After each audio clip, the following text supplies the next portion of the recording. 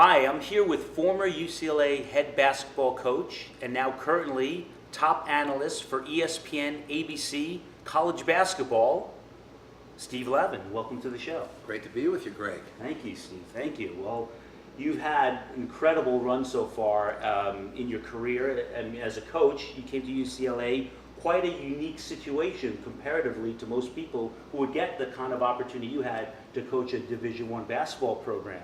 Very fortunate. I've said before that I feel as though my career has been like a magic carpet ride. The 15 years as a Division I coach, 3 years at Purdue working for a legendary coach in Gene Cady, and learning in the Big Ten Conference, late 80s, early 90s. That league was loaded with some legendary coaches. Judd Heathcote at Michigan State, Bob Knight at Indiana, Gary Williams was at Ohio State, Tom Davis at Iowa, Clem Haskins at Minnesota, Bill Frieder at Michigan. So it was a great opportunity as an apprentice, a young coach, learning not only from Gene Cady, but the other great mentors in that conference. And then coming to UCLA, the greatest program in the country when it comes to college basketball, a dynasty that John Wooden built. So to be a part of the UCLA tradition for 12 years, people forget that I was there for 5 years as an assistant before I became the head coach, first on an intern basis and then a permanent basis. So those 15 years, then now going on my 7th year in television with ABC and ESPN and working with people like Brent Musburger. So I do pinch myself, and it's a magic carpet ride. Not that there aren't challenging stretches or like any ride, some turbulence, and sometimes you learn more from the turbulence. When I was fired in 2003, I learned more about life, about myself, about the coaching profession, about the media, about human nature than I did at any other point in my career. So even my final season, we went 10-19, lost 9 straight games, but I'm very close to the players that were on that team. Still have strong relationships with those people. Still have great relationships with a lot of people that are at UCLA. So we learn even from those turbulent or challenging stretches or the adversity in our life as well. That's great. Steve was on the national championship team 1995 as an assistant coach, so that was probably a great experience for you to be part of that. And then when the opportunity came for you to be a head coach, I mean, that must have been an invaluable experience. Yeah, there's different high points when you look at your career, you look at the arc of your life or your professional life. There are certain aspects that stand out, certain junctures or crossroads or intersections in our life that are memorable. And the national championship was memorable because you're part of a group of players and coaches that do something that's really special, accomplishing something that's really special and unique. And to be a part of that group that brought back a national championship banner to Pauley Pavilion. And it's the only championship led by Coach Herrick, the pinnacle of his career, the head coach at that point at UCLA. The only championship at UCLA that hasn't been won by John Wooden. So Coach Wooden's got 10 of those championships, and only one other coach, Jim Herrick, was able to put another banner up there. So being a part of that was special. That group as well, Tyus Edney, George Zedek, Ed O'Bannon, the leadership of that group, younger players like J.R. Henderson and Toby Bailey and Chris Johnson really was special. And then Cameron Dollar, Charles O'Bannon, the sophomore class. So that was a magical season, kind of a fairy tale season, right out of a Hollywood movie. And no one can ever take that away from you. You have it, and those pictures show it, and they're great. They captured the moment and the essence of your passion for what you were doing in your profession. Yeah, it's a unique kind of fraternity when you have the opportunity to be a part of something special like that. And it's something you carry with you, obviously, for the rest of your career. But I could also speak to certain seasons as a head coach that jump out as well, and certain games, certain players, and obviously you love all your players, but certain players jump out more than others in terms of kind of a special relationship or a kinship. And now you've gone on, you're one of the lead analysts at ABC and ESPN for college basketball, and you've done the pre-draft for the NBA. I've watched how you've just mastered this craft and have put yourself in the top position in the sport. I mean, you're well respected and people really tune into what you're saying. And I look at that, I'm like, hey, I'm proud I know that guy from when he just got started at UCLA, and you've come such a long way. That must be really satisfying, gratifying for you. Well, I got to, number one, make you my agent. You're pumping me up. Oh, making me feel I'm good. ready. Good for my self-esteem. I'll give you 5% kickback. You be my publicist, and we'll I take call it this as I show on see the it. road. We'll take this show on the road. But no, I appreciate those remarks, those kind words. But I think like anything, you just keep learning.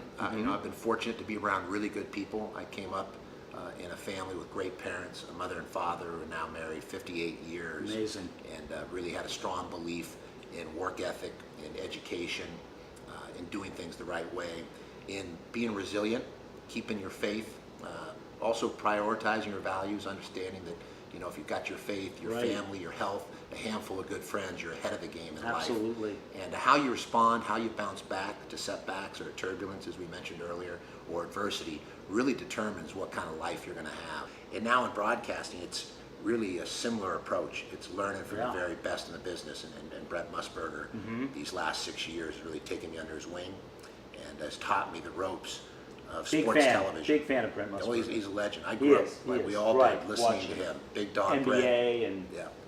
And so NFL. he's really in sports, you know, there's Kurt Gowdy, there's the Dick Enbergs. You know, Brent is in that group of, you know, 5, 6, 7 legendary broadcasters, kind of the founding fathers in terms of sports television as we know it today. Similar to a Cronkite, Brokaw, Jennings, Right. Guys like that in hard news television. And so being able to watch Brent, observe him at work, be able to study and work alongside him has really been a godsend, a blessing. You know, you're a good-hearted person, and you appreciate things in life. You count your blessings, and I think that was the situation, and that's why things are coming full circle for you, and you're having all the success. And you know, whatever you decide to do, coaching or stay in broadcasting, I wish you the best, and I think it's going to be great. So, Steve Lavin, who's huge in sports? I'm going with John Wooden, the greatest coach in the history of sport.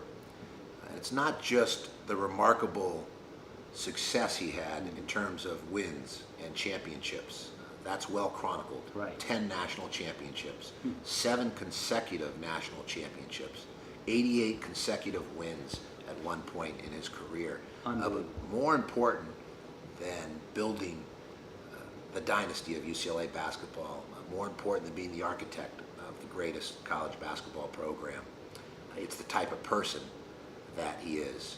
And through his entire life, the example he's set for others to follow, kind of an ideal model as a husband, as a father, as a coach, as a mentor, a teacher, a leader, and now grandfather, great-grandfather, great-great-grandfather, and has touched millions of people's lives. And he's done more to influence and shape young people and inspire millions since he retired in 1975.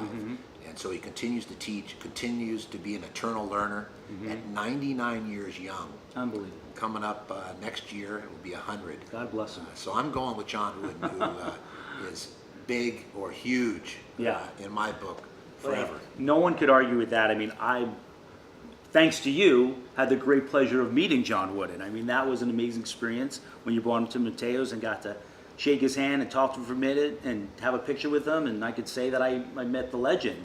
And you're absolutely right. I mean, if there's a hall of fame of who's huge in sports, in any capacity, in any sport, you have to put John Wooden up there at the top with whoever the greatest are. Yeah, really he's did. just one of those unique individuals because he was someone that used the basketball court, Pauley Pavilion in his later years at UCLA, as his classroom. But he was preparing and teaching young people to have success in life. And that's what his pyramid of success was, a tool. It was really a compass, a way of navigating life's challenges and managing to keep that balance. Now, like in basketball, there's a certain rhythm to the game. When you're playing ball, you know, you got to be in the flow, in the rhythm. When you shoot the foul shot, you want to follow through and be in rhythm. We talk about that all the time. So in relation to music, what's the rhythm that motivates Steve Lavin? What's on your iPod right now? I love bossa nova. Okay. You know, a little Antonio Carlos Jobim? Yes, Stan Getz. A little Stan Getz. But I can also go Earth, Wind & Fire. I love Sinatra.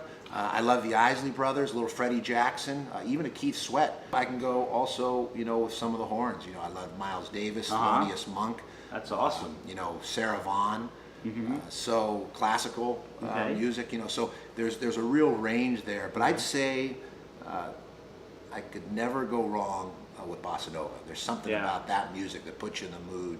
There's a tranquility, a calmness, a joy that really resonates when you listen to bossa nova music. Tall and tan and young and lovely, right there, you can't go wrong. How's your basketball game these days? I mean, you play? Yeah, what's your game? I got a bum knee. I've got a Bum knee? Really? So my wheels are weak. No vertical, no hops, but I'm big on the yoga. I want to challenge you to a little game of Nerf basketball, if we could do it. Love it. As a matter of fact, I rehabilitated from a hernia injury, actually a hernia surgery in 5th grade, by having a Nerf basketball set up in my bedroom. I didn't want to get out of the bed at 4th, 5th grade, and my parents got me a Nerf set, and that actually motivated me and started me on the rehab back to this long run in basketball. All right, I'll go easy on you. And I'm Gregg Mark Miller for Who's Huge in Sports. It's be editing, so we'll just you just take it out. Go ahead. Oh, really? Yeah, let's go for it. Okay. And what's the deal? Do we have to dribble? You don't have to do it. You can if you want. Yeah. You do a little back. You can if you like a little Yeah, back balls. in. Like Yeah, there you go. Oh my God! Offensive foul. Shaq. Oh my gosh, that was a Shaq Shaq move, huh? All right, here we go. You're lefty, huh? Yeah, that's right. Oh, look at the face. Oh, You have to back it? went for clear the fake. You have to clear it? This, yeah, you gotta take it back. I'm not sure if I should go magic or not. Oh, Rock. Watch your head on that yeah. spiral staircase. Oh, I like the head and shoulders. Look Oh. at you. Hey, I'll get you out for it. That was like, I'll get you. I'll give you a workout. I like that. I'll get you out there. I gotta go low to the ground here. Go Shaq up. Oh, Go a hook. Oh, spin. oh, jeez. Power game. Using his height advantage. All right. You Now like we go. extension there, Artist All Gilmore? right, no more playing with you. Oh, I like it. He's starting to go power. Look at the arm bar here, up and under. Oh, Good move. just off the rim. I like the up and under. That was one of my classic moves. Oh, rock. Yeah, masters of I gotta stay inside. Don't Yeah, touch. I know. I don't know if the gym shell works. No, it's hard. It's hard to shoot it. You gotta work it inside. You're right.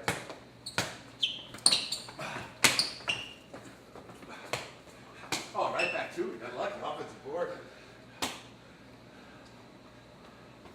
Got your shoulders. Pump fake. God, too hard, huh? I'll give you that one.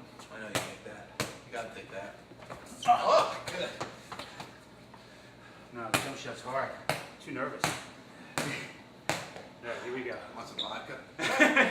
Here, a little. There's a Gatorade. Rockade. I feel like you should Trying for the three-pointer. Oh, that would have been nice, little Ginobili. Oh, Miller, can't buy one. What do we play at 6? Just whatever. About four Whenever down. you're tired. Whenever you're tired. Oh, nice! I like And the foul. That's it, the game. The He game. takes down the Send basket. it in, Jerome.